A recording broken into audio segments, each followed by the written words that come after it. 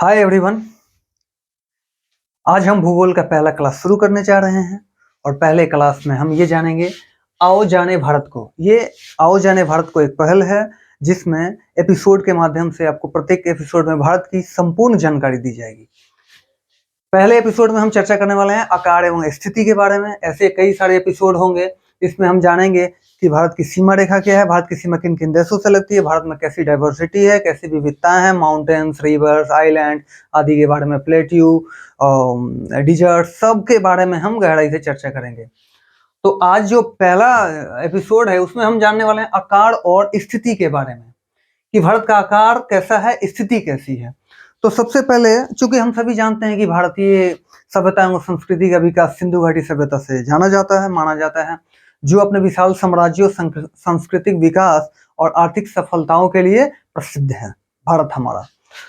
तो हम जानते हैं पहले कि भारत के कई नाम हैं। एक आर्यावर्त है, भारतवर्ष है, भारत है, हिंदुस्तान है और इंडिया है। ये नाम कहाँ से आए, कौन लाए, किनके द्वारा लाए गए हैं, इन पे चर्चा करते हैं। आर्यावर्त जो नाम आया उत्तर भारत में, ये उत्तरी एरिया है, तो उत्तर भारत में आर्यों का निवास स्थान था। उन्होंने ही आर्यावर्त नाम रखा भारत का। और इन्हीं आर्यों में से इनके एक राजा हुए जिनका नाम भरत था, राजा भरत। उन राजा भरत के नाम पे अपने देश का नाम भारत पड़ा। चूंकि ये आर्य जो थे वो सिंधु नदी के किनारे रहते थे, तो ईरानी लोग जब आए तो ईरानी लोगों ने इन्हें सिंधु नदी को हिंदू नदी कहा और भारत को हिंदुस्तान कहा। फिर से इसी सिंधु को यूनानी लोग जब आए तो इंडस कहे और भारत को इंडिया का। चारों नाम स्पष्ट, मैं रिपीट करता हूं। आर्यावर्त नाम आया उत्तर भारत में बसे आर्यों के नाम पर। इन्हीं आर्यों के राजा भरत हुए जिनके नाम पर भारत पड़ा, भारत का नाम। ईरानी लोग जो आए तो आर्य जो सिंधु नदी के किनारे बसे थे, तो सिंधु नदी को इन्होंने हिंदू कहा, भारत को हिंदुस्तान कहा। इसी नदी को यूनानियों ने सिंधु को इंडस कहा और भारत को इंडिया कहा। चारों नाम क्लियर हो गए। अब हम जानते हैं भारत का विस्तार है कैसा, भारत की स्थिति कैसी है। भारत अक्षांशीय और देशांतरीय दृष्टि से उत्तर और पूर्वी गोलार्ध में स्थित है। भारत का जो अक्षांशीय विस्तार है, अक्षांशीय विस्तार जो है इसका, ये अक्षांशीय विस्तार जो है इसका 8 डिग्री 4 मिनट से 37 डिग्री 6 मिनट तक है। 8 डिग्री 4 मिनट से 37 डिग्री 6 मिनट तक है। और देशांतरीय विस्तार जो है इसका 68 डिग्री 4 मिनट से 97 डिग्री 25 मिनट। 68 डिग्री 4 मिनट से 97 degree 25 minute, sorry 68 degree 7 minute से 68 डिग्री 7 मिनट से 97 डिग्री 25 मिनट तक है। अगर हम इसे ग्लोब पे प्रदर्शित करना चाहें तो एक छोटा सा यहाँ ग्लोब लेते हैं, उतना गोल हुआ नहीं लेकिन ठीक है, ग्लोब लेते हैं। आपने क्लास 6 में पढ़ा होगा कि ग्लोब पे जो रेखाएं प्रदर्शित की गई थी, ये 0 डिग्री है। 0 डिग्री जिसे हम इक्वेटर बोलते हैं, हिंदी में इसे विषुवत रेखा बोलते हैं,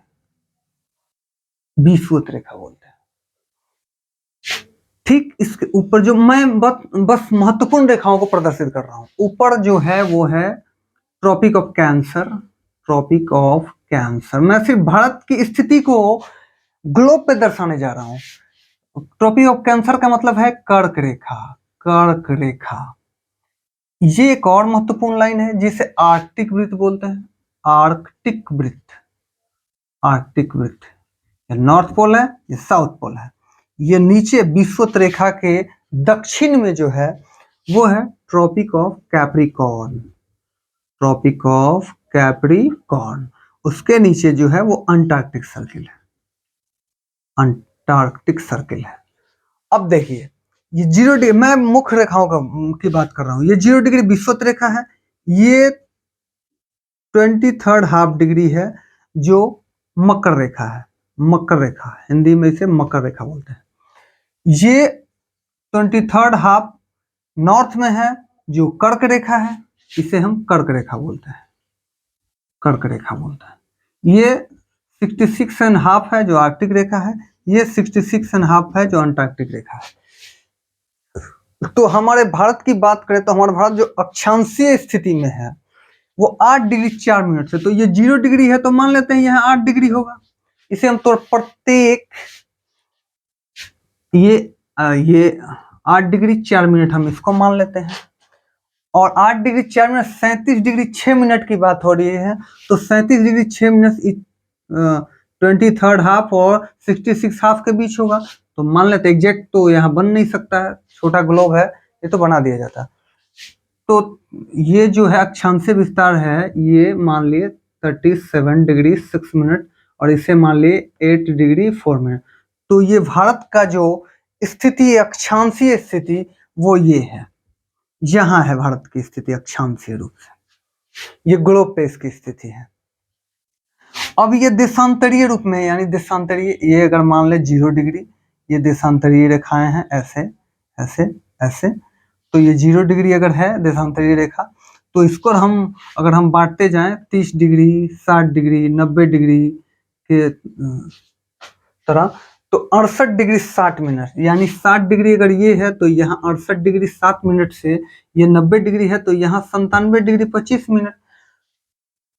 तो इसका जो देशांतरीय विस्तार है वो ये है 68 डिग्री से 97 डिग्री 7 मिनट। तो ये 68 डिग्री से 97 डिग्री 7 मिनट और अक्षांशीय विस्तार ये है। तो भारत का देशांतरीय अक्षांशीय विस्तार यही है, यही है भारत हमारा अक्षांशीय और देशांतरीय दृष्टि से। अब इस पे देखते हैं हम, यहां से ये चालू होता है, ये ग्लोब पे अगर प्रदर्शित होना होता, थोड़ा सा बड़ा मैप होता, तो 8 डिग्री 4 मिनट यहाँ से शुरू होता है, यहाँ से 8 डिग्री 4 मिनट से लेके यहाँ तक 37 डिग्री 6 मिनट तक भारत का अक्षांशीय विस्तार है। और यहाँ से एग्जैक्टली 68 डिग्री 7 मिनट से ये जो अंतिम भाग है यहाँ, ये 97 डिग्री 25 मिनट तक है। तो भारत का अक्षांशीय विस्तार 8 डिग्री 4 मिनट से 37 डिग्री 6 मिनट, देशांतरीय विस्तार 68 डिग्री 7 मिनट से 97 डिग्री 25 मिनट तक है। ये क्लियर हो गया। अब देखिए हम इस पर बात करते हैं, इन रेखाओं में से कौन सी रेखा भारत से गुजरेगी। और प्रश्न आ जाता है कि क्या विषुवत रेखा भारत से गुजरेगी, तो क्या 0 डिग्री रेखा भारत से गुजरेगी? नहीं गुजरेगी, क्योंकि 8 डिग्री 4 मिनट से तो भारत का विस्तार शुरू होता है। तो कैसे 0 डिग्री रेखा विषुवत रेखा भारत से गुजरेगी? 8 डिग्री 4 मिनट से शुरू होता है, तो आंसर होगा कि विषुवत रेखा भारत से नहीं गुजरेगी। अगला क्वेश्चन अगर आता है तो कि क्या 23.5 डिग्री यानी 23rd हाफ रेखा, जिसे कर्क रेखा बोलते हैं, वो भारत से गुजरेगी? तो ऑफकोर्स गुजरेगी, क्योंकि 8 डिग्री 4 मिनट से 37 डिग्री 6 मिनट के बीच ही ना आता है 23.5 डिग्री, तो वो गुजरेगी। और एक बात हम बता दें कि कर्क रेखा जो है, ये ट्रॉपिक ऑफ कैंसर जो है, वो भारत के बीचों बीच से गुजरती है, भारत के बीचों बीच से गुजरती है, और ये भारत के 8 राज्यों से गुजरती है। भारत में कर्क रेखा भारत के 8 राज्यों से होकर गुजरती है। वो 8 राज्य याद करने के लिए एक ट्रिक है, मित्र पर गमछा झार, मित्र पर गमछा झार, गमछा झार। थोड़ा मिटा दूं मैं, क्योंकि यहाँ मिटा रहेगा तो अच्छा रहेगा, बातें समझ में आएगी।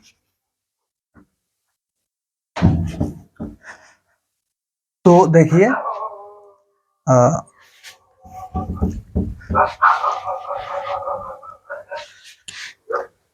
कर्क रेखा भारत के 8 राज्यों से गुजरती है और भारत के बीचों बीच गुजरती है। वो 8 राज्य इस ट्रिक द्वारा याद कर सकते हैं, मित्र पर गमछा झार। मैं इसको थोड़ा विस्तार करता हूं। मी से मिजोरम, त्र से त्रिपुरा, प से पश्चिम बंगाल, मैं शॉर्ट में लिख दे रहा हूं, र से राजस्थान, राजस्थान, ग से गुजरात, म से मध्य प्रदेश, छ से छत्तीसगढ़, झा से झारखंड, यही है वो 8 राज्य जिनसे कर्क रेखा गुजरती है। मित्र पर गमछा जा, मी से मिजोरम, त्र से त्रिपुरा, प से पश्चिम बंगाल, र से राजस्थान, ग से गुजरात, म से मध्य प्रदेश, छ से छत्तीसगढ़ और झ से झारखंड। ये 8 राज्य हैं जिनसे होकर कर्क रेखा गुजरती है और भारत के बीचों बीच गुजरती है। अब एक क्वेश्चन कई बार परीक्षा में पूछ देता है कि भारत का ऐसा कौन सा शहर है जो सीधे कर्क रेखा पर स्थित है, तो वो शहर झारखंड का हमारा रांची है। रांची जो है वो सीधे कर्क रेखा पर स्थित है। अब एक और महत्वपूर्ण रेखा जो पूर्वी देशांतर रेखा है, देशांतरीय रेखा, जिसके बारे में जानना आवश्यक है क्योंकि इसी रेखा को IST माना गया है, इंडियन स्टैंडर्ड टाइम। यहीं से भारत का पूरा समय लिया गया है। तो वो महत्वपूर्ण रेखा है 82 डिग्री हाफ, पूर्वी देशांतर। यहीं से भारत का पूरा समय लिया गया है। और वो जगह कौन सा है? वो जगह है मिर्जापुर। मिर्जापुर इलाहाबाद में पड़ता है। इलाहाबाद के मिर्जापुर में 82.5 डिग्री पूर्वी देशांतर से भारत का पूरा समय लिया गया है। इंडिया का स्टैंडर्ड टाइम मिर्जापुर से लिया गया है। अब बात करते हैं कि ये रेखा भारत में किन किन राज्यों से होकर गुजरती है। ये रेखा भारत में किन किन राज्यों से गुजरती है, ये मैं मिटा देता हूं, आपको स्पष्ट हो गया होगा। तो इसके बारे में जान लेते हैं थोड़ा सा। ये 82.5 डिग्री रेखा जो भारत के लिए मानक या म्योत्तर रेखा है, जहां से भारत की समय, पूरे भारत का समय लिया गया है। हम अगले वीडियोज में जब इसके बारे में स्पेशली चर्चा करेंगे ना, लैटिट्यूड लॉन्गिट्यूड के बारे में, तो उस समय हम जानेंगे कि ये 82 डिग्री हाफ को ही क्यों लिया गया भारत के मानक या म्योत्तर रेखा के रूप में, यहीं से ही भारत का समय क्यों लिया गया, इस पे हम चर्चा कर लेंगे। ये फिलहाल इतना जानते हैं कि ये रेखा किन राज्यों से होकर गुजरती है। तो ये रेखा भारत के 5 राज्यों से होकर, यूपी, MP, छत्तीसगढ़, है ना जी, यूपी, MP, छत्तीसगढ़, ओडिशा, ओडिशा और एक है आंध्र प्रदेश। ये भी कई बार परीक्षा में पूछा गया है। तो ये 5 राज्यों से होकर गुजरती है ये रेखा। यूपी के इलाहाबाद के मिर्जापुर से पूरे भारत का समय लिया गया है। ये दो टॉपिक आप समझ गए। एक टॉपिक ऑफ कैंसर जो कर्क रेखा है पूरे बीच से होकर गुजरती है। इसके बाद ये रेखा जो भारत के 5 राज्यों से गुजरती है। अब हम बात करते हैं भारत के मुख्य भूमि के विस्तार की। तो भारत के भूमि के विस्तार जो है, ये भूमि क्षेत्र है, ये भूमि क्षेत्र का जो विस्तार है वो 15,200 किलोमीटर है। 15,200 किलोमीटर ये मुख्य भूमि के विस्तार है। मुख्य भूमि की सीमा इसकी जो है 15,200 किलोमीटर है। और समुद्री सीमा की बात करें, अगर समुद्री सीमा की बात करें, वो भी आइलैंड्स को मिलाकर, अंडमान निकोबार और लक्षद्वीप दोनों को सम्मिलित कर दें, तो ये 7516 किलोमीटर है। 7516.6 है, 6 किलोमीटर है, यही लगभग में है 6 किलोमीटर है। भारत के कुल क्षेत्रफल की बात करें तो भारत का कुल क्षेत्र 32,87,263 वर्ग किलोमीटर है। भारत का कुल क्षेत्रफल 32,87,263 वर्ग किलोमीटर है। इसके बाद भारत का क्षेत्रफल पूरे विश्व के क्षेत्रफल का 2.4% है। इसके बाद क्षेत्रफल की दृष्टि से भारत विश्व में 7वां स्थान रखता है। इसके पहले 6 और देश आते हैं, उनकी भी चर्चा कर लेते हैं।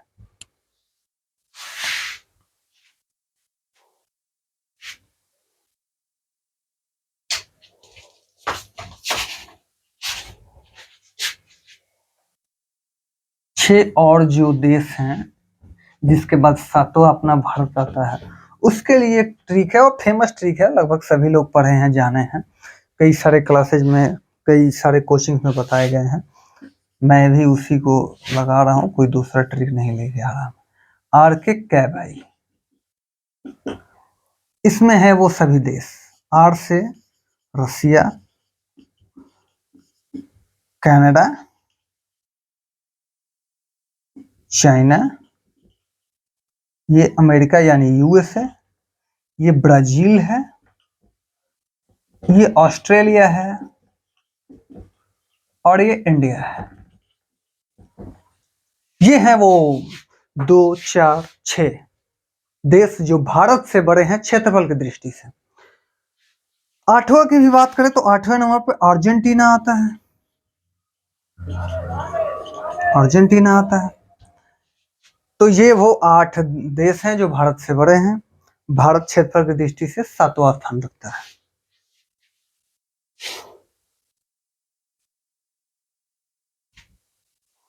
अब जो इस एपिसोड का अंतिम टॉपिक है उस पे बात करते हैं। सीमाओं आदि के बारे में अगले वीडियोज में हम लोग जानेंगे।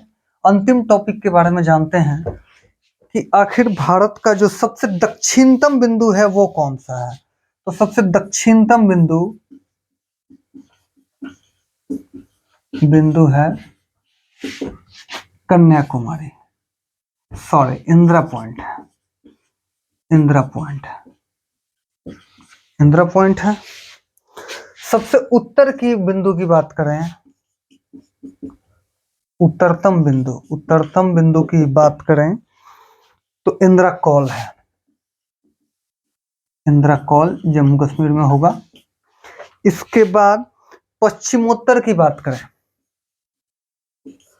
पश्चिम की इधर, तो पश्चिम में गुजरात में सबसे अंतिम बिंदु होगा, जिसे गौड़ माता या गुहार मोती भी बोलते हैं।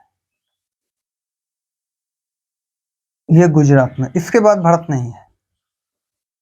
अब बच गया पूर्वोत्तर बिंदु। तो पूर्वोत्तर बिंदु किवीथु बोलते हैं उसको, या वालांगू भी बोलते हैं। किवीथु या वालांगू, जो एपी यानी अरुणाचल प्रदेश में पड़ता है। यही है वो चारों किनारे लास्ट बिंदु भारत का। दक्षिणतम बिंदु इंदिरा पॉइंट है, उत्तरतम बिंदु इंदिरा कॉल है, पश्चिमोत्तर बिंदु गौड़ माता या गुहार मोती जो गुजरात में पड़ता है, ये जम्मू कश्मीर पड़ता है।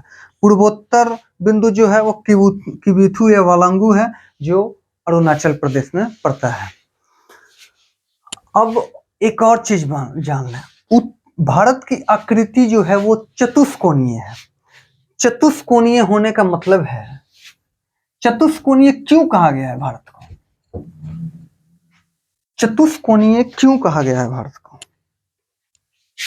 भारत की आकृति चतुष्कोणीय है। चतुष्कोणीय, थोड़ी राइटिंग गड़बड़ होगी, चतुष्कोणीय है। इसका कारण सिर्फ इतना सा है कि भारत का जो दक्षिण से उत्तर या उत्तर से दक्षिण की जो लंबाई है वो 3214 है, यानी 3214 किलोमीटर है। और ये जो लंबाई है पूर्व से पश्चिम तक वो 2933 है, यहाँ दिया है 2933 है, और ये 3214 है। तो 3214 2933 182। तो इसका जो उत्तर दक्षिण भाग है वो पूर्व और पश्चिम भाग की तुलना में 281 किलोमीटर बड़ा है, जिसका कारण इसका जो आकार है वो चतुष्कोणीय हो गया है। इसीलिए इसके आकार को चतुष्कोणीय आकार कहा जाता है। ये इसमें बस यही अंतर है कि इसकी जो पूर्व से पश्चिम तक लंबाई है वो 2933 है, और दक्षिण से उत्तर या उत्तर से दक्षिण की जो लंबाई है वो 3214 है, जो 281 किलोमीटर ज्यादा है। इसके कारण भारत की आकृति जो है वो चतुष्कोणीय है। तो आज के लिए बस इतना ही। अगले एपिसोड को लेकर हम 1-2 दिन में उपस्थित होंगे, जिसमें हम भारत की सीमाओं की चर्चा करेंगे और बाकी अन्य गहरे बिंदुओं की चर्चा करेंगे। अगर इसमें कोई डाउट हो तो आप कमेंट्स कर सकते हैं। अगला वीडियो हम थोड़ा चाहेंगे कि लैटिट्यूड लॉन्गिट्यूड पे बात की जाए, ताकि आप सही से समझ सकें। लैटिट्यूड लॉन्गिट्यूड के द्वारा ही भी आप क्षेत्रफल निकाल सकते हैं, लैटीट्यूड और लॉन्गिट्यूड के द्वारा आप किसी भी देश की या किसी भी स्थान की एग्जैक्ट स्थिति निकाल सकते हैं। ये मिसाइल परीक्षण आदि में मिसाइल दागना हो, इन सभी चीजों में लैटीट्यूड लॉन्गिट्यूड काम करता है कि कहाँ पे टारगेट लेना है। तो अगर हम लैटीट्यूड लॉन्गिट्यूड अच्छे से पढ़ लें, जैसे क्लास 6 में आता है, और ये महत्वपूर्ण एक सूचना है क्लास 9th और 11th के विद्यार्थियों के लिए कि क्लास 9th और 11th का पहला चैप्टर टोटली इससे कनेक्टेड है। अगर आप इसे देखते हैं तो आपका चैप्टर क्लियर हो जाएगा, आपके सारे कंफ्यूजन क्लियर हो जाएंगे। 2-3 क्वेश्चन आएंगे कि गुजरात में समय से और इधर पश्चिमी और पूर्वी भाग में समय का थोड़ा सा अंतर होता है 2 घंटे का। इसके बाद एक और टॉपिक आएगा कि वो 82.5 डिग्री को ही क्यों समय रेखा माना गया है। तो इन सभी की चर्चा हम अगले वीडियोज में करेंगे धीरे धीरे। बाकी सब ठीक है, धन्यवाद।